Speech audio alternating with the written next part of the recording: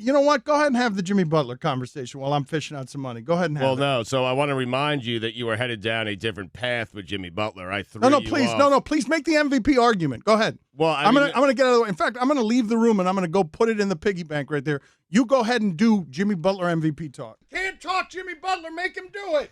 Listen, I can talk Jimmy Butler. He also I can talk can't do anything. a monologue because the first thing he did as soon as he stepped out was turn his body to the shipping container. So listen, with Jimmy Butler, here's what I'm saying. A lot of people, Stan Van Gundy included, would say that Jimmy Butler, if he is your third or fourth best player, perhaps you have a good team. But if he's your best player, your team is not going to be very good.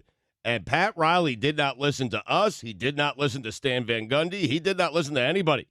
Because that's what leaders do. That's what great leaders do. Ignore good advice. They ignore good advice, and they do what they see fit for their organization, for their outfit. And what he saw fit. It's also what bad organizations do, guys. Yeah, but this is working out Jimmy well. Haslam does this all the time. Right, I understand that, okay? But they went out and got Jimmy Butler, and they made Jimmy Butler their best player. And Pat Riley said, oh, you don't think I can win with Jimmy Butler as my best player? Watch us win with Jimmy Butler as our best player. And now the Heat are firmly entrenched as a 2 seed in the Eastern Conference. 2, 3, they'll fall somewhere in that slot.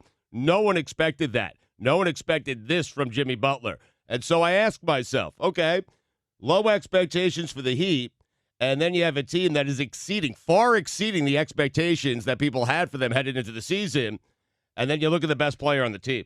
And the best player on this Heat team is Jimmy Butler. Jimmy Buckets. And therefore, he deserves to be in the MVP conversation. That's all I'm saying. No, you've won me over. That's all I'm saying. I hope Dan was listening because you proved him wrong. I mean, the guy, listen, he's averaging 20 points a game, 7 rebounds, 6.6 assists, couple of steals a game, plays good defense.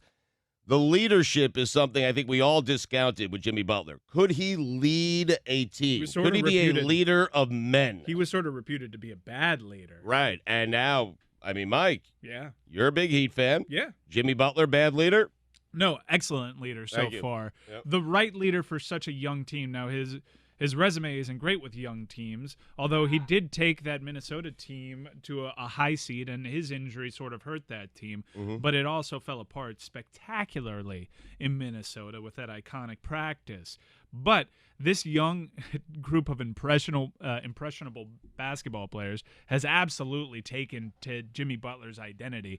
It happened in that very game. It was a great case study because Jimmy Butler gets into that sort of kerfuffle with T.J. Warren, and immediately following it, the players sort of get charged up, have a great performance after that incident, and on social media, if you pay attention, they're absolutely riding with Jimmy Butler. He has brainwashed all these kids to be like Jimmy Butler. And I just want to remind people what Jimmy Butler and this Heat team have done. And Pat Riley, who has turned this franchise and this roster around again, to make them, I don't want to say a title contender, but certainly a team that could get to the Eastern Conference Finals. If you win the East, are you a title contender, Stugotz? Well, of course you are, if you win the East. But this team has a record with Jimmy Butler as its best player. They have a better record than the Houston Rockets. They have a better record than the Denver Nuggets, the L.A. Clippers, the Utah Jazz, the Dallas Mavericks. Jimmy Butler absolutely deserves to be in that conversation. I'm not saying he deserves to win it. He deserves to be in the MVP conversation.